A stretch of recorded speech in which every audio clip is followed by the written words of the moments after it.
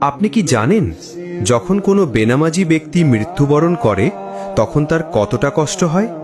হাদিস অনুসারে যখন কোনো বেনামাজি ব্যক্তির মৃত্যুর সময় হয় তখন মালাকুল মউত 4 জন আযাবের ফেরেশতা সঙ্গে নিয়ে তার কাছে উপস্থিত হয়। তারা এতটা ভয়ঙ্কর রূপ নিয়ে আসবে যা দেখে মৃত ব্যক্তির কলিজা শুকিয়ে যাবে। তখন তার কলিজা ফাটা পিপাসা লাগবে। তখন যদি তাকে সমুদ্রের সমস্ত পানীয় পান করানো হয় তবুও তার পিপাসা মিটবে না। তখন মালাকুল মাউত তার রুহু এতটা যন্ত্রণা দিয়ে কবজ করবেন, সেই কষ্ট যদি পৃথিবীর সমস্ত মানুষকে ভাগ করে দেওয়া হয় তবে পৃথিবীর সমস্ত মানুষই মারা যাবে।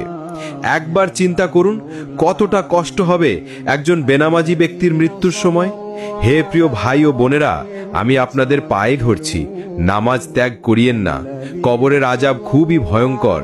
কি হিসাব দেবেন সেই দিন আল্লাহর সামনে দাঁড়িয়ে, যেই দিন আদরের স্ত্রী, সন্তান, পিতা, মাতা কেউ কাজে আসবে না।